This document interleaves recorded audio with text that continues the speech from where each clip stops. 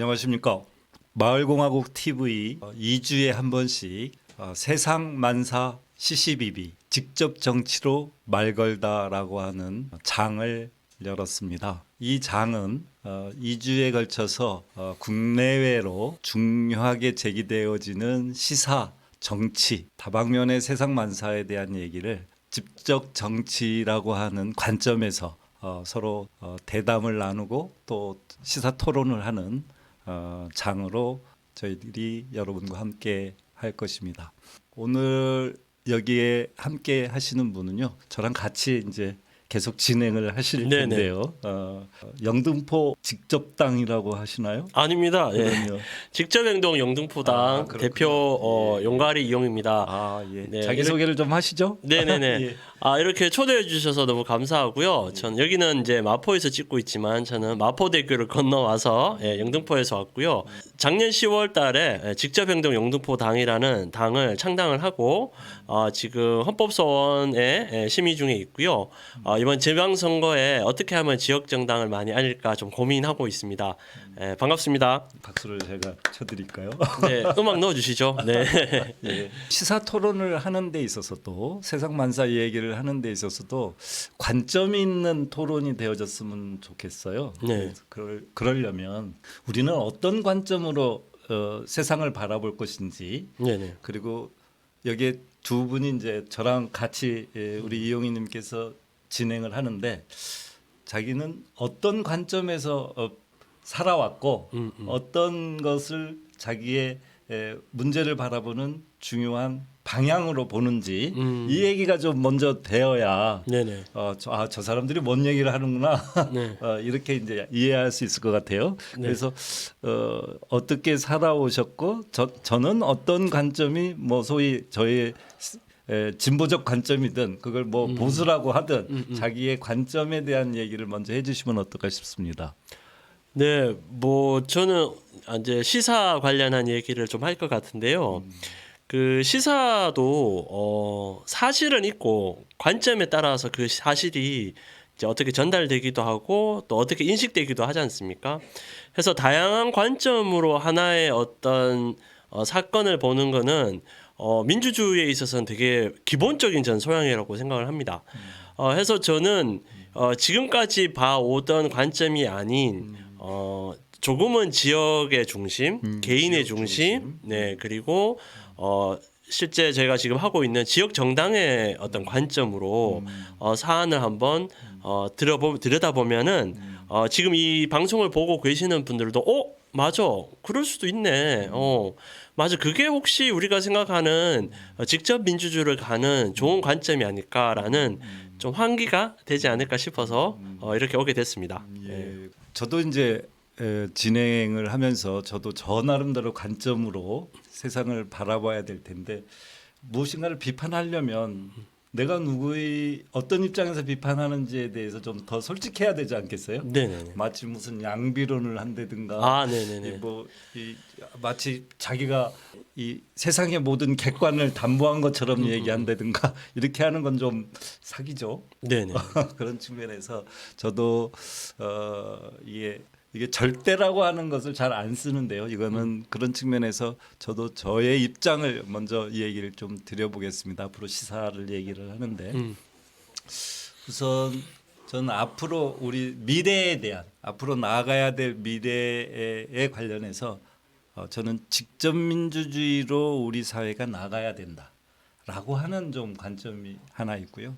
그 다음에 또 하나의 관점은 사회라고 하는 관점, 예를 들어서 커뮤니티, 함께 어울려서 공동체적으로 어떻게 하면 더 잘 살 수 있을까라고 하는 사회적 관점, 사회에 대한 관점, 공동체에 대한 관점이 좀 저에게 있어요. 그리고 어떤 것을 바라보는 데 있어서 이제 우리 사회에 이제 제기되어지는 많은 문제들이 있지 않겠어요? 그 중에서도 이제 이 당면에 우리 시대에 가장 중요한 제기되는 그 사안들이 있는데, 그게 이제 제가 볼 때는 불평등의 문제라고 저는 봐요. 지금 이 불평등 문제를 어떻게 해소할 것이냐라고 하는 문제. 그 다음에 현재 자기 다가오고 있는 기후 변화 위기의 문제. 어떻게 극복할 것이냐라고 하는 문제. 그래서 거기에 이제 생태주의적 관점이 있고요.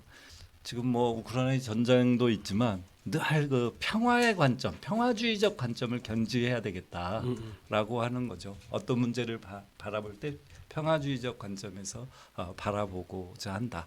그리고 우리 시대에 많은 갈등을 해소하고 있는데 이 갈등 해소에 가장 몇 가지 쟁점이 있는데 이제 세대의 갈등, 뭐 지역 갈등, 그 다음에 성별의 갈등 이런 부분들의 갈등을 해소해서 통합으로 나가는 평등한 세상으로 나가는 이러한 관점들을 가지고 제가 이 시사 문제를 좀 다뤄볼까 세상만사 시시비를 가려볼까 이렇게 생각해보고 있습니다.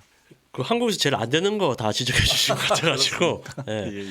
그 직접 민주주의 예. 그리고 사회 그리고 공동체 예, 그리고 불평등의 해결 그리고 기후 위기에 대응해 어떤 상태주의적 관점 그리고 갈등 해결을 위한 평화주의적 관점 얘기해 주셨는데 뭐 저는 아까 그러니까 한 번 더 말씀드리면 이게 한국 제일 안 되고 있다. 네, 그래서 이 관점 되게 중요한 것 같고요.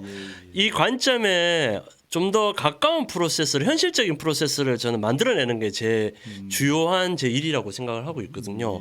그래서 지역 정당도 결국은 이해관계에 두루뭉술한 해결이 아니라 이해관계에 직접적으로 참여해서 그 차이가 얼만큼인지 그리고 그 차이를 통해서 누가 이익을 보고 있고 그 차이로 해서 누가 불평등을 당하고 있는지를 좀 더 확인하는 절차가 결국은 갈등을 해결하는 프로세스로 간다고 저는 믿고 있어가지고 저는 좀 그런 관점에서 이 오늘 시사 프로를 좀 함께 하고 싶고요.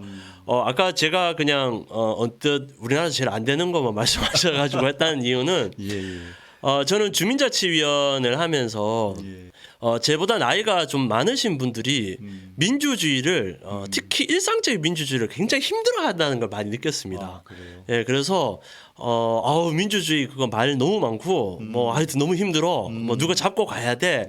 이제 이런 거를 그냥 아주 편안하게 얘기를 하시더라고요. 그러면서 우리 안에 직접 민주주의 만드는 거 쉽지 않겠구나. 그리고 이분들이 생각하는 민주주의가 도대체 뭘까? 이래서 좀 더 저는 좀 유심히 지켜본 좀 경험이 있고요. 그리고 또 하나 말씀드리고 싶은 거는 아까 사회공동체 말씀하셨는데 우리나라에서 제가 쓰는 많은 정치적인 용어 중에 가장 서로 이해가 다르다는 게 사회인 것 같아요. 사회. 예. 그러니까 어떤 정치인들은 그런 얘기를 하죠. 어떤 법안이 해결되지 않으면 사회적 합의가 아직 이르지 못했다. 이렇게 얘기를 하는데 그럼 사회적 합의는 어떻게 만듭니까? 이렇게 물어보면은 그거에 대해서 대답해 주는 사람은 없어요. 그래서 그냥 대충 기울었지 않냐, 뭐 사회적으로 사면해 줘야 되지 않냐, 사회적으로 인정받은 거 아니냐, 이제 이런 말을 하면서 주로 정치인들이 자기의 어떤 결정 권한이라든지 그리고 어떤 책임을 방기할 때 항상 가져오는 단어 중에 하나가 사회가 아닌가. 이제 그런 관점에서 저는 사회에 대한 공동체 화합을 얘기하는 거는 되게 중요한데 좀 더 구체적으로 한국 사회를 어떻게 짜여져 있나 이런 것도 한번 들여다보는 것도 되게 이번 시간에 좋은 것 같습니다. 예, 그렇게 하시고 앞으로 그런 관점에서 서로 이 코드를 맞춰보도록 하시죠. 네네네. 예, 생소한 측면 또 하나 있는데 이제 직접 행동 영등포당 이렇게 얘기하면서 이제 지역당 얘기를 하셨어요. 네네. 여기 함께 하시는 분들이 지역당 좀 아시는 분도 계시지만 많은 분들이 또 지역당 뭐요? 이렇게 할 것 같거든요. 네네. 조금만 소개해주면 네. 왜 시작했는지, 뭐를 하려고 하는지 이걸 좀 잠깐 소개해 주시면 좋을 것 이 같습니다. 프로에 나온 유이기도 합니다. 네. 지역 정당은 한국에서는 좀 생소하실 수도 있는데요. 전국적인 어떤 국민 의사나 형성 과정 참여는 2차적인 목적이고요. 주로 지역의 문제를 해결하거나 지역적 의사 형성에 참여하는 것을 주 목적으로 하는 정치 결사체라고 보시면 됩니다. 한국에는 지금 정당법에 의하면은 중앙정당, 국민정당 개념만 있지 지역정당은 아직 정의 내리고 있지 않고요. 뭐 주요한 뭐 유럽의 이제 민주주의가 발달한 나라들은 거의 모든 나라에서 지역 정당을 인정하거나 아니면 정당법 자체가 없어서 그에 맞는 자기들의 이제 민주주의를 잘 실현하고 있는 겁니다. 그래서 이번에 제가 지역 정당을 가지고 온 이유는 지금의 많은 우리나라의 어떤 정치적인 해결 방법이 굉장히 극단에 다다르고 중간에 역할이 되게 부족한 부분이 분명히 있고 그리고 실제적으로 직접 민주주의의 의사 형성에 상당히 정당이 가로막는 부분이 분명히 있어서 이번에 그거를 같이 좀 얘기해 보려고 합니다. 아, 예. 좋습니다. 그 지역 정당에 대한 관심을 좀 많이 가져주시고요. 지역 정당의 구체적인 실천 과정에서 제기되어지는 문제들을 지역 정당 활동가의 관점에서 많은 시사 문제들을 같이 또 얘기 나눠보도록 하겠습니다. 지역 정당 연관해서 이번에 대선 뭐라든가 지방선거 또 앞으로 있을 것 같아요. 네네네. 그래서 대선 얘기 조금 하면서 네. 실제로 6일 지방선거 얘기를 해보면 네. 지역 정당과도 또 깊이 네네. 연관되어져서 얘기가 네. 재밌게 나올 수 있을 것 같아요. 네네. 이번 대선 뭐 여러 가지 평가가 있는데요. 지역 정당의 실천 활동가로서, 네. 그러니까 뭐 이렇게 뭐 상대 평가, 뭐 니네들 평가 이게 아니라 나의 실천적 모습 속에서 대선 평가를 해보면 어떨까?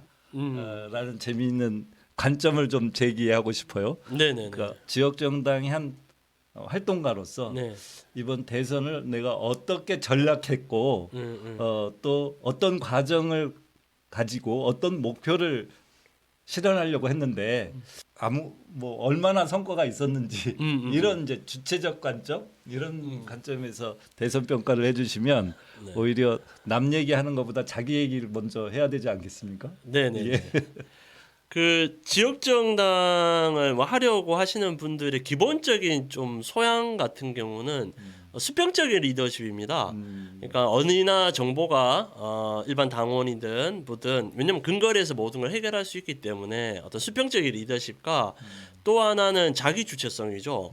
그러니까 자기가 당원으로서 어떤 역할을 하고 또 어떤 사안에 대해서 적극적으로 의사도 밝히면서 책임을 지는 자세 이게 지금 지역정당을 하시는 분들 기본적인 어떤 소양인데 이 소양의 관점에서 봤을 때 이번 대선은 그러니까 어느 후보가 더 수평적인 리더십과 어떤 오픈 마인드를 가지고 있느냐 그리고 그러니까 시민들이랑 국민들을 얼마나 주체적인 어떤 정치의 대상으로 보고 있느냐 이제 이런 게 이제 좀 선거에서 드러나지 않았나고 하는데 뭐 투표 선거 결과는 아쉽습니다. 요 정도로 가름할까 싶고 제가 조금 아쉬웠던 거는 각 후보들이 정치 개혁 의제에 대해서 상당히 적극적이지 못했다는 저는 생각이고요. 되게 보신 분도 알겠지만 뭐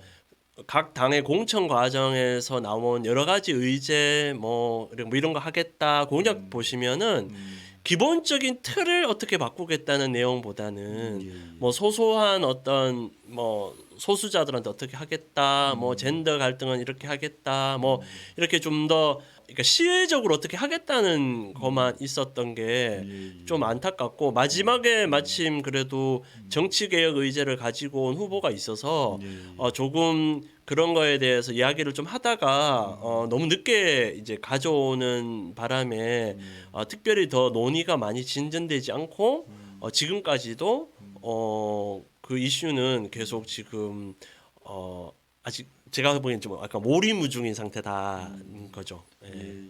제가 이 대통령 저는 어떤 관점에서 이번 대통령 선거를 바라보고 참여했냐면 한국 정치의 새로운 패러다임의 변화가 필요하다. 지금 뭐 대단히 위기의 시대지 뭐 위기는 누가 강하다 뭐 이렇게 얘기를 했음에도 불구하고 맞아요. 그 위기를 극복해내려면 이 정치의 패러다임이 바뀌지 않으면 그 위기를 맞이하는 우리의 능력이라고 할까 우리 국민의 힘 이걸 모아낼 수가 없다라고 이제 생각 속에서 우리 정치의 패러다임을 어떤 방향으로 바꿔야 되느냐라고 할 때 현재의 한국 정치의 보수 양당 체계라고 하는 문제가 아주 그냥 뼛속까지 우리 상황들을 이렇게 억누르고 있다. 우리 정치를 딱 옥죄고 있다라고 하는 거예요.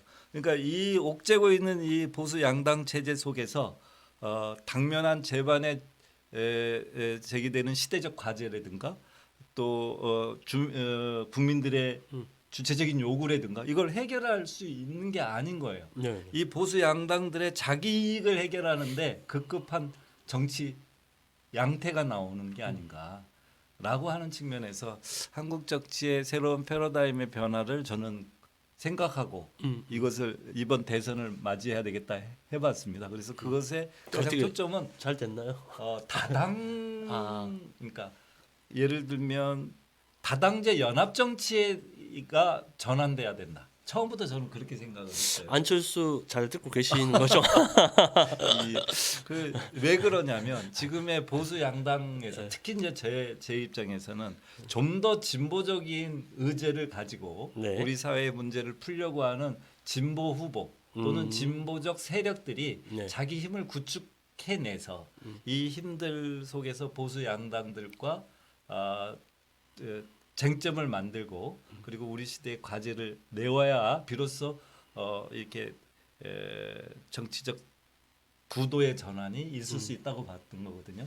그런 측면에서 개인적으로는 이걸 누가 할 수 있을까 이렇게 하다가 예를 들어서 정의당이든 그래서 진보당이든 저는 제가 볼 때 이제 지역당 개념은 그때 좀 부족해가지고 네네. 뭐 녹색당이든 현재의 우리 시대의 진보적 의제를 자기의 의제로 하고 있는 당들의 또는 그것의 시민사회 단체든 이게 연대를 모색해서 큰 힘을 구축하고 이 힘을 가지고 현재의 보수 양당 체제에 대표하는 선수들과 갈등 또는 대결을 하면서 구도를 새롭게 국민들의 구도를 바꿔내야 되겠다 이런 좀 관점에서 굉장히 노력을 해봤거든요.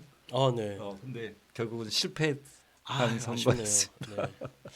네. 그 뭐 다 투표 특히 한국에서 대통령 선거는 가장 정치의 이야기가 이렇게 활활 피어나는 거라서 저도 정치에 관심이 있는 사람으로서 주의를 많이 지켜봤는데 제가 이번 선거에서 조금 뭐 아쉽다기보다는 좀 이야기하고 싶은 것은 그러니까 위기가 오고 있다는 것은 모든 후보들이 하는 이야기인데 위기의 원인에 대해서는 서로 약간 해석이 좀 다른 것 같아요.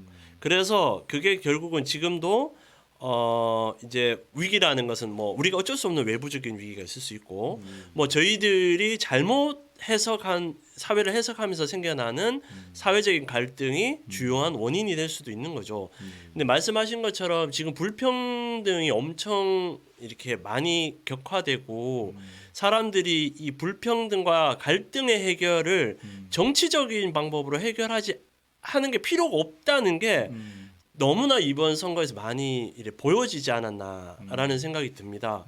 해서 후보들이 어떤 이슈라든가 이거에 대해서 어떤 게 위기고 어떻게 해결하려면 저는 이런 생각이 있고 그러면 이런 정책으로 갑시다라는 것보다는 그런 게 좀 자세히 전달되지 않았고 또 정치인들 입장에서는 그렇게 전달해서는 이 지금의 국민의 어떤 투표를 좀 자극할 수가 없다 이렇게 좀 판단하신 건지 그래서 좀 극단적인 대립의 모습을 보여줌으로 인해서 더 관심을 끌게 하고 실제 그 갈등을 더 심화시키고 예, 더 격렬하게 만들어서 사람들을 하여금 어떤 행동을 모티브를 끌어내는 이런 정치를 해서 조금 그런 부분은 너무 안타깝고요. 예, 뭐 어떤 뭐 책에는 그런 거 있지 않습니까? 뭐 지금 유권자 이상의 어떤 후보는 나오지 않는다, 뭐 이런 것처럼.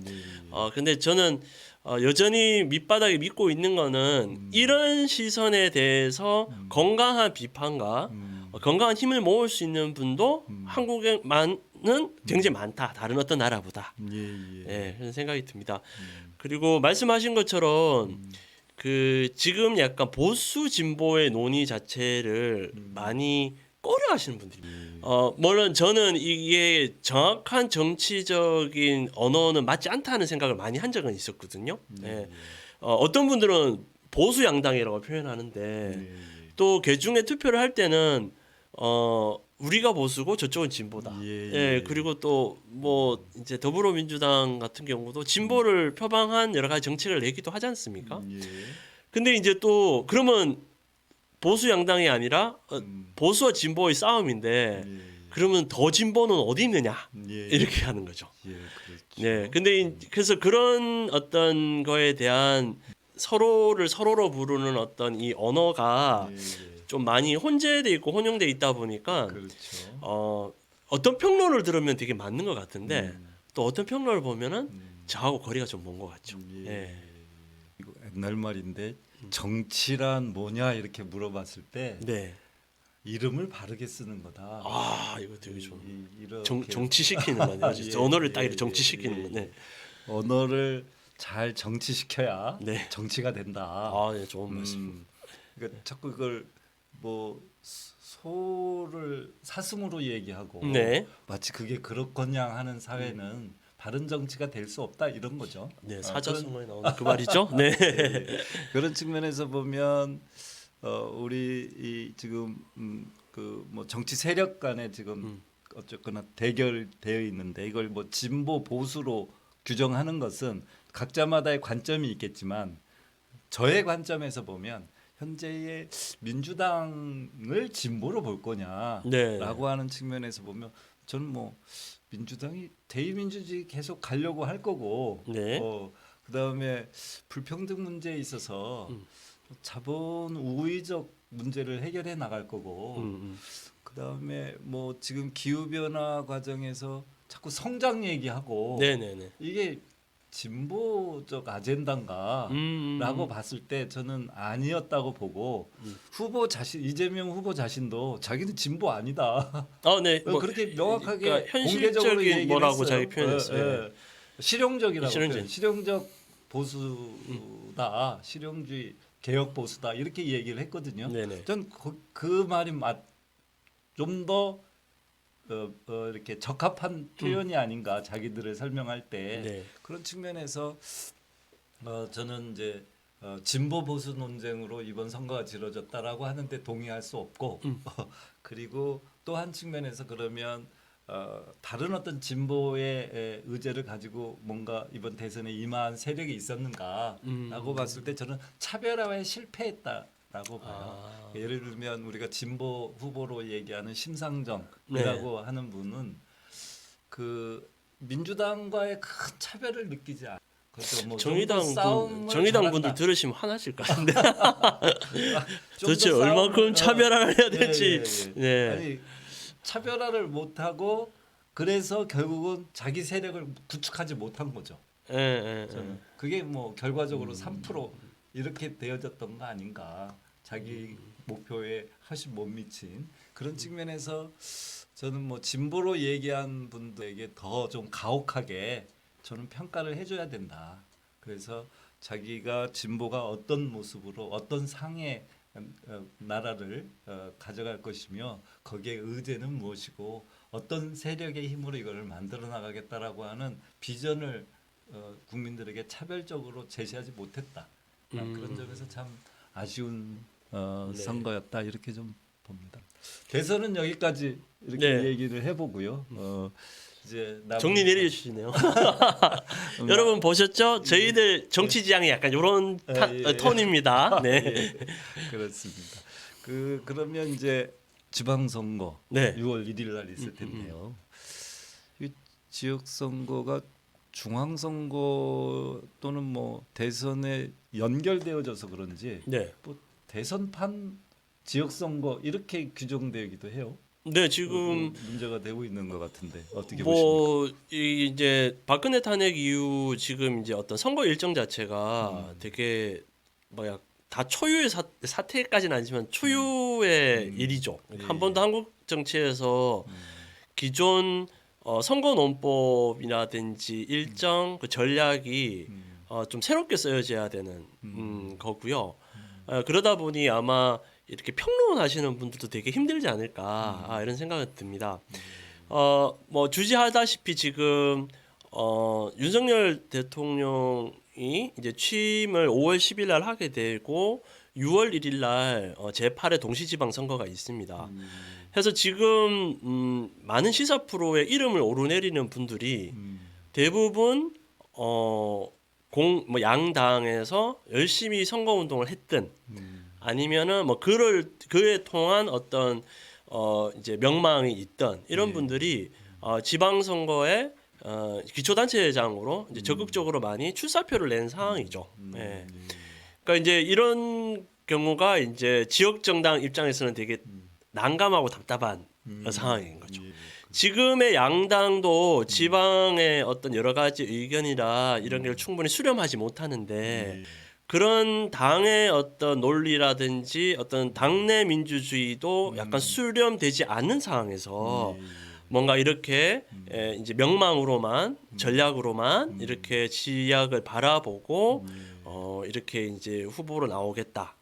뭐 양당 다 전부 다 그렇게 주장을 하지 않습니까?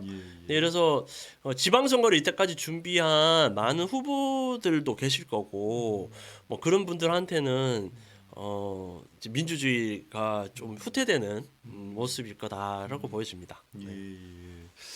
전에 우리 예전에 그 지역 또는 지방선거에서 그 중앙의 정치에 복속되어지는 또는 하부기관처럼 되어지는 지방자치가 아니고 지방자체의 자기의 어떤 주체성을 가지고 지역의 정치적인 제반의 대중의 요구를 실현하려고 하는 정치 것으로서 활동으로서 지방자치 시대를 열자하면서 이 정당 명부를 없애자 네, 그런 이런 얘기도 논의가 있었죠. 있었어요. 네네네. 근데 그런 얘기도 싹 없어져 있어요 지금은.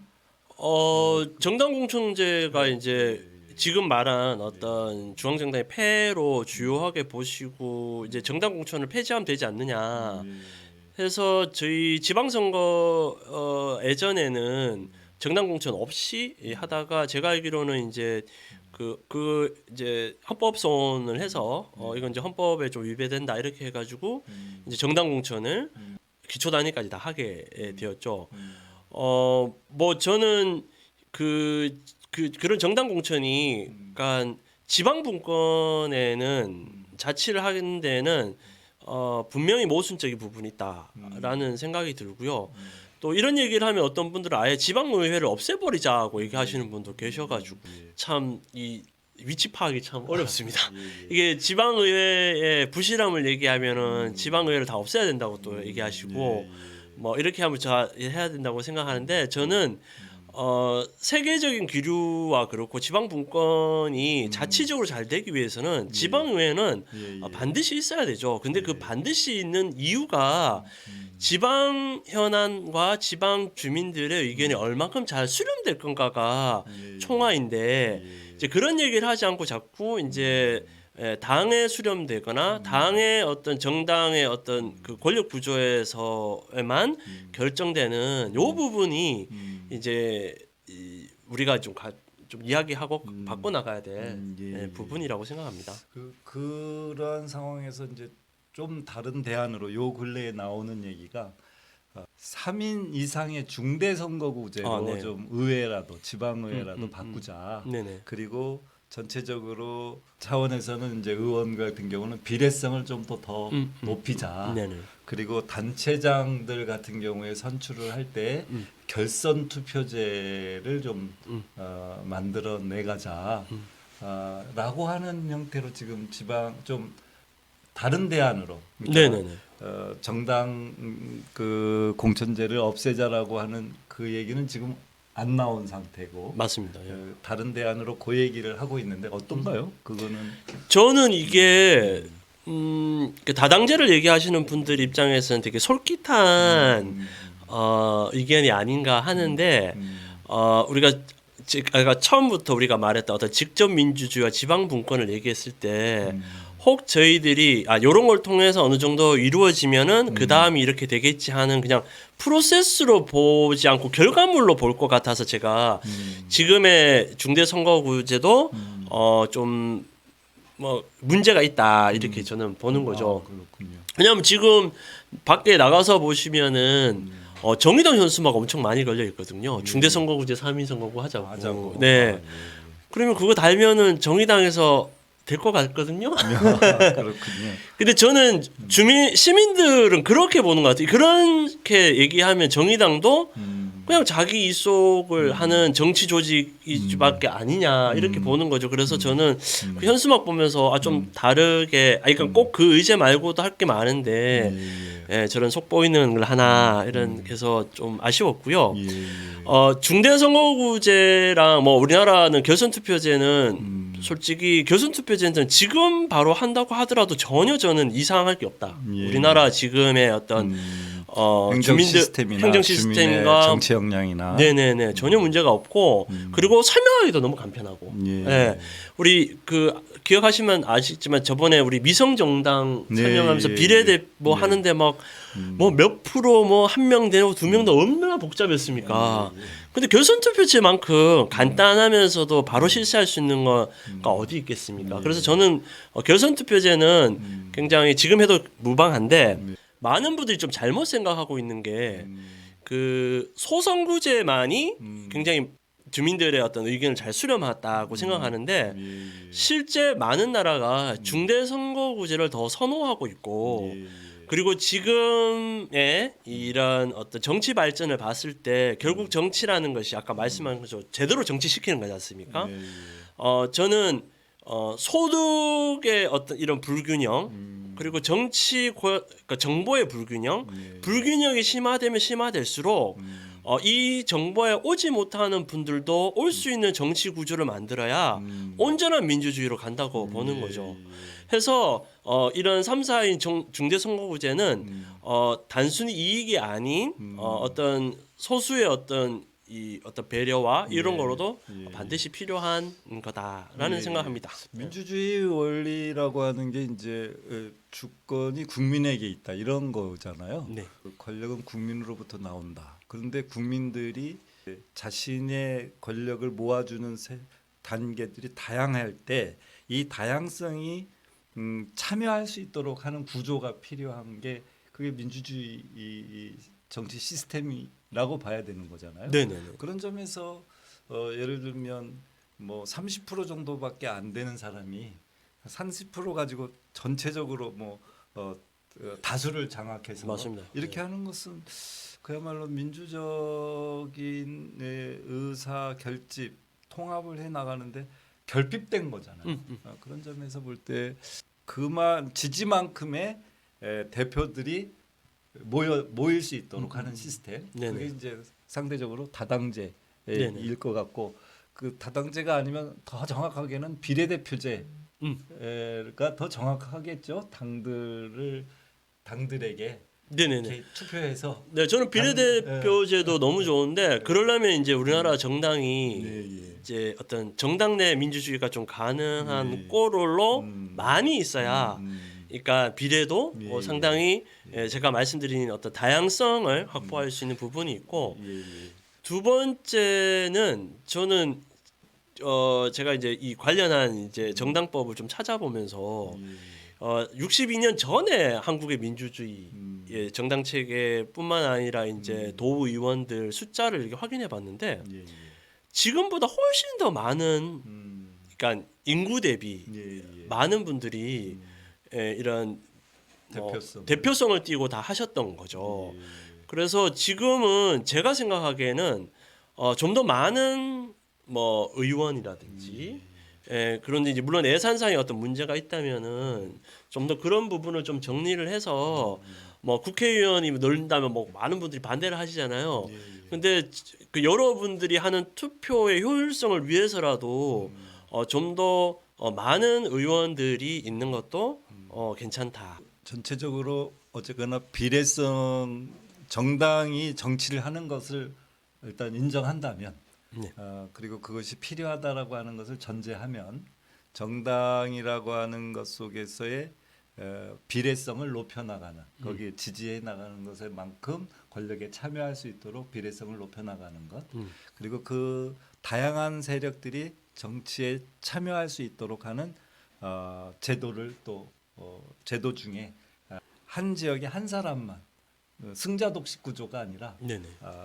지지만큼의 참여할 수 있는 시스템으로서의 다당제 참여가 가능할 수 있는 중대 선거구제 이런 부분들이 지금 지방선거에서 쟁점이 될 것 같아요. 이제 게임의 룰로. 네네. 근데 지금 민주당에서는 일부 뭐 15일까지 뭐 단식 투쟁을 하신다고 예. 하는데 네. 제가 어제 그젠가요? 국회에 갔었어요. 아 그래요? 네, 네. 시민단체와 함께 그런 주장을 하러 갔고 여기에서 이제 저희 직접민주주의 마을공화국 전국민의 정치위원회 차원에서 제가 대표로 참여를 했는데요.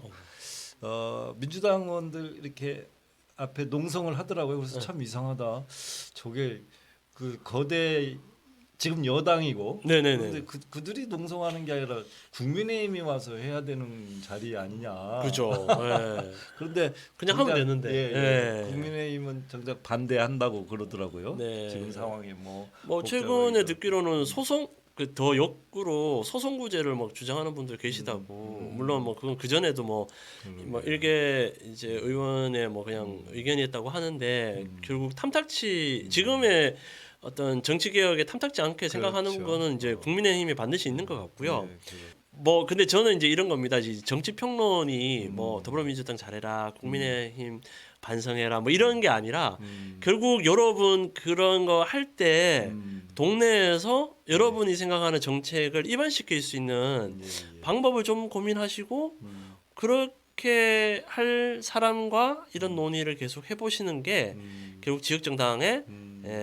시발점이 아닐까 생각해 예. 봅니다.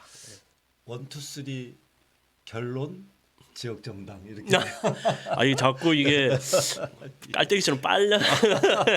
왜냐면 제가 좀 지역장관 활동을 하다 보니까 이제 모든 게 그런 식으로 보여가지고 네, 혹시 불편하신 부분 있으시면은 좀 글 남겨주시거나 연락 주시면은 좀 수렴하도록 하겠습니다. 예. 지방선거와 관련해서 참여하시나요? 저는 이번에 그 영등포 헌법소원 청구인으로 돼 있어서 그러셨군요. 헌법소원에 제가 이제 주장은 지역 정당으로 해가지고 선거에 나가서 후보로도 달리고 싶은데 예, 예. 지금의 정당법이 문제가 있다라는 기조라서 무소속으로 참여하기는 힘들 것 같고요. 그렇군요. 끝까지 제가 헌법소원을 지금 직접행동 영등포당 이름으로 예, 예. 선거 운동을 할 예정인데 그러면 이제 법에 저촉될 수도 있지 않습니까? 그렇군요. 네. 이름을 도용 뭐 쓰지 못하는 걸 썼으므로 네, 그래서 이제 이게 법이 두 개인데 이제 정당법의 위법이냐 아니면은 선거법 위반이냐. 예. 선거법 위반이 제일 무섭고요. 정당법 위반은 이제 뭐 경고라든지 뭐 벌금이라든지 정도가 뭐 있죠. 예. 그 이제 선거법 위반도 되죠. 왜냐면 제가 뭐 당의 이름을 걸고 그러니까 당을 참칭해서 선거 운동을 하는 거죠. 심지어 이름 예. 뭐 무슨 선거구 예, 무슨 예. 몇 번 이렇게 예. 이제 하면은 예. 이제 이거는 선거법 위반이 그렇군요. 분명히 있는 거죠. 그래서 헌법소원을 낸 건데 어떤가요? 진행 과정은? 지금 뭐 직접행동 영등포 당만 아니라 은평 민들레당, 과천 시민정치당 함께 지금 헌법 소원을 해서 지금 병합 심의 중인 거로 알고 있고요. 그리고 제가 2월달에 이제 그 예비 후보자 했는데 이제 영등포 선관위에서 이제 그 정당으로서 그러니까 등록된 정당이 아니므로 예. 받아들일 수가 없다. 그래서 아. 이제 그 부분에 대해서 행정가처분 신청을 예. 한 상태입니다. 그러시군요. 그래서 지금 4월 14일 경에 그러니까 한 달 내에 원래 좀 대답이 있어야 되는데 없을 시에 저희들이 이제 공개 변론을 좀 하고 아마 헌법재판소 앞에 가 있지 않을까. 예, 그러시군요. 헌법재판관님, 네, 좀 정의로운 지혜로운 판단 빨리 부탁드리겠습니다. 네. 그러게요. 지금까지 지방선거와 관련해서 또는 지역당과 관련해서 이러한 좀 더 절차적으로 문제 제기를 하기도 하고 법적으로 실천적으로도 또 이렇게 행동하기도 하는 이런 과정이 없었죠? 지금 초유의 상태인가요? 네, 지금 그러니까 정당의 모습은 아니더라도 뭐 지역에서 이제 풀뿌리 민주주의를 하셨던 분들 중에서는 뭐 선거가 다가왔을 때 이제 어떤 유권자로서 뭐 낙선 운동이라든지 아니면은 뭐 또 이제 좀 지역에서 인정하는 후보다라는 이제 우회적인 어떤 지지 선언이라든지 그리고 이제 그런 만약에 무소속 후보로 나왔을 때는 뭐 약간 다양한 방법으로 지지 선언을 한다든지 뭐 이런 경우는 있어 왔죠. 하지만 이런 여러 가지 한국에서의 어떤 이 부분이 저는 민의가 약간 자꾸 꺾였다는 생각이 들거든요. 그러니까 원래 이 민의가 있다면 그곳에 권력이 있어야 되는 게 반드시 있습니다. 하지만 민의는 있지만 권력이 없는 이게 이제 지금 직접 민주주의와 지역 정당이 이제 고민하는 부분인 거죠. 예. 그렇죠. 다양한 직접 민주주의가 꼭 권력이라는 게 어떤 이제 당선되는 권력이 아니라 뭐 주민 소환을 할 수도 있고, 그러니까 그리고 뭐 주민들이 뭐 법제를 발안할 수도 있고요. 그러니까 이런 게 어떻게 보면은 민의를 전달하고 권력이 생기는 방식인데 한국에서는 이게 굉장히 많이 꺾인 역사가 지금까지 왔다. 그리고 더 이상 꺾이는 것은 이후 미래 세대에도 좋을 게 없다.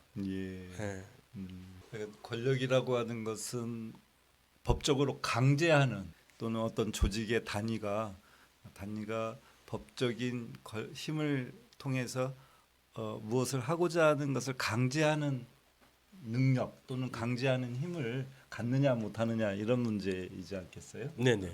그런 측면에서 국민에게 권력이 없다라고 하는 것은 민이 스스로 그 힘으로 강제하려는 역량, 정치 역량이나 그것을 제도화된 역량으로 만들어내지 못했다 이렇게 볼 수가 있는 거겠죠. 네네네. 그런 점에서 이번에 이제 지역당 문제는 그러한 것을 아래로부터 권력, 주민 또는 지역 역량을 통한 권력을 세워보고자 하는 또 역사적인 의미도 있는 것 같습니다. 네, 역사의 한편에 네, 역사는 예. 뭐 쓰여지는 예. 사람에 의해서 해서 저는 잘 쓰여지기 위해서 네, 헌법소원도 하고 있는 거고요. 예. 그리고 저는 이 역사적인 행동이 실제 이 활동이 제대로 돼 않을 수도 있고 하지만 이런 이 꾸준한 시도가 결국 이후에 큰 어떤 변화에 어떤 거 왔다는 거는 매번 뭐 고전이라든지 역사책에 기술돼 있는 바입니다. 그래서 저는 지역정당 직접행정 영등포당이 물론 이름이 바뀔 수도 있고 뭐 제가 대표가 아닐 수도 있지만 이 면면의 흐름을 계속 이어가고 싶은 마음은 있습니다. 네.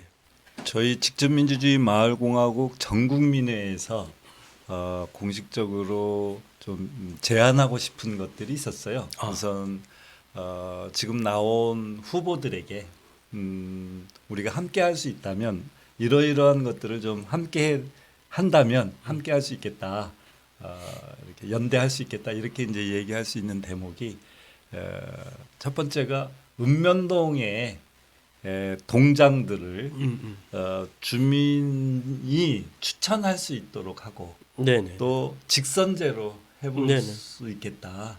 그리고 그 읍면동에서 예산도 집행권 주고 네네네. 그리고 사업을 할 수 있는 것도 할 수 있도록 하는 그런 형태의 지방 자치분권을 실현하는 후보들에게 함께 연대하고 함께 지지하고 해내보겠다. 그래 더 나가서는 이제 그것이 시발점이 돼서 지금의 시군구 단위의 지방자치 시스템이 읍면동으로 내려가는 것을 기초로 해서 네네. 그러니까 베이직이 읍면동이 되자 그리고 거기에 관할해서 시군구 단위의 지자체가 형성되는 그러니까 지금은 읍면동 단위 지자체가 없는 거잖아요. 그죠.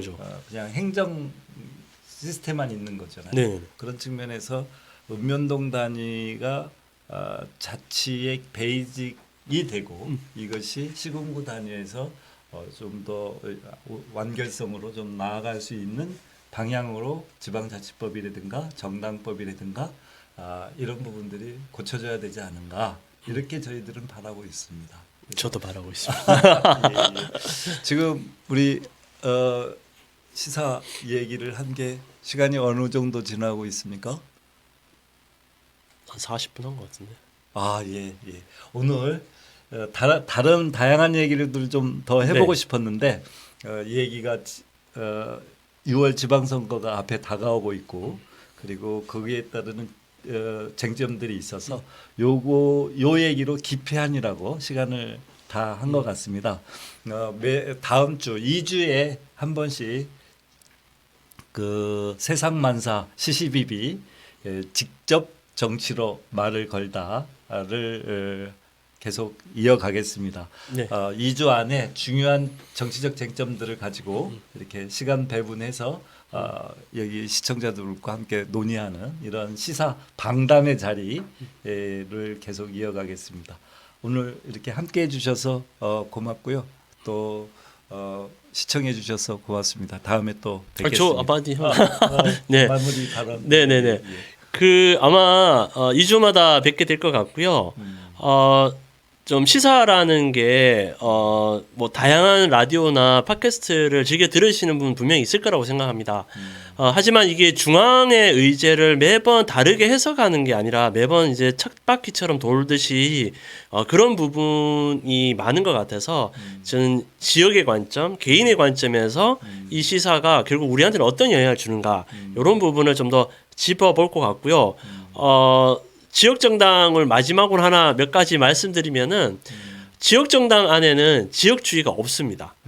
제가 많은 분들 만나면서 들었던 얘기 중에 우리나라는 지금은 지역주의가 거의 없어지는 형국이라고 말씀을 해주시지만 결국 지역 정당이 다양한 지역주의에 옥죄어서 민의를 제대로 발휘하지 못하는 분들한테 상당한 효과적인 수단이 될 것 같고요. 그리고 지역 정당 안에는 민원은 없습니다. 왜? 민의만 있을 뿐입니다. 왜냐하면 지역정당은 주체적으로 해결하는 사람들의 모임이기 때문에 거기에서 누굴 해달라는 게 아니라 스스로 하는 사람들의 모임이기 때문에 민원은 없고 민의만 있는. 해서 이 방송을 들으시는 분 2주 뒤에 꼭 뵈었으면 합니다. 자, 오늘은 여기까지. 네네네. 예, 수고하셨습니다. 네, 고맙습니다.